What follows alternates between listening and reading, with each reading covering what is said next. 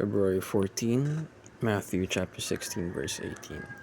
And I tell you that you are Peter, and on this rock I will build my church, and the gates of Hades will not overcome it. Maligayang araw sa atin lahat. Ako si Aaron Jan ng Lambangit, ang aking daily devotion para sa araw ito. Nakabati po ito sa ginagawang daily devotion series ni Pastor Russell Ocampo. At yung tatalakayin natin paksa para sa araw na ito ay ano ang tunay na kahulugan ng church?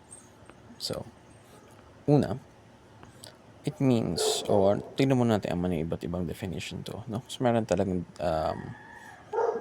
definition based sa dictionary, and meron rin tayong theological definition. So, tingnan natin. Means called out once or assembly, pagkukumpol, grupo, a cumulative group, no? So, a term refers to the people of God naman. Ito na may theological meaning. The term refers to the people of God, the community of all true believers for all time, no? So, maganda ito, no? It is a living organic movement with the aim of fulfilling God's mission of redeeming the nations. So, una is that the church is the people of God, not a sect, not a religion, or a building, no? Kasi madalas yung nangyayari sa atin, pag naisip natin yung church, it's either Methodist church yan, or something, or Baptist, Evangelist.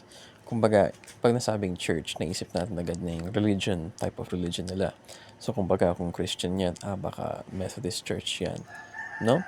So, yun yung nangyayari. It's not a sect, it's not a religion, or a building. Kumbaga, yung tinutukoy dito ay yung mga tao.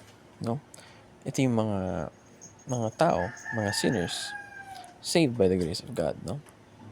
These are imperfect people saved by the grace of God. Tinutukoy nila yung mga people of God mismo.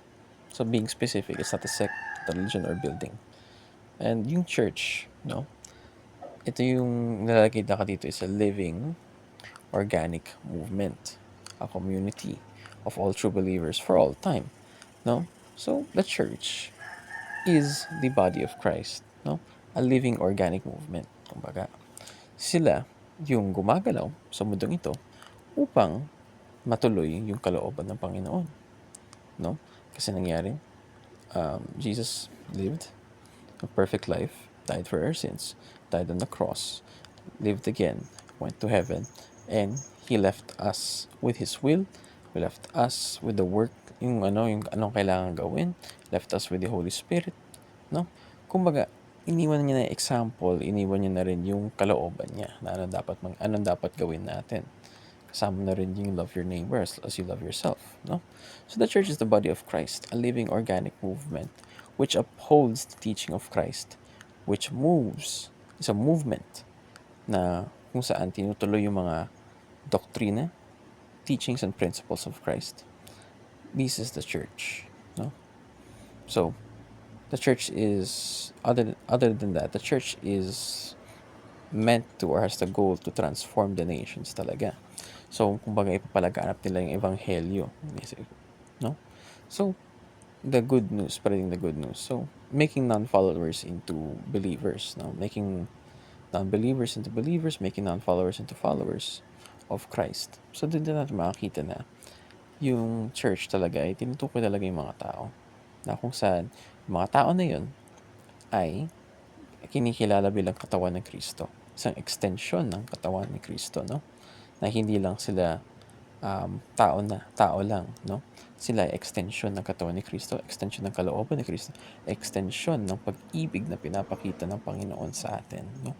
Kumbaga, naramdaman mo sa Kristiyano na yun na kung paano gumalaw si Kristo sa buhay nila, no?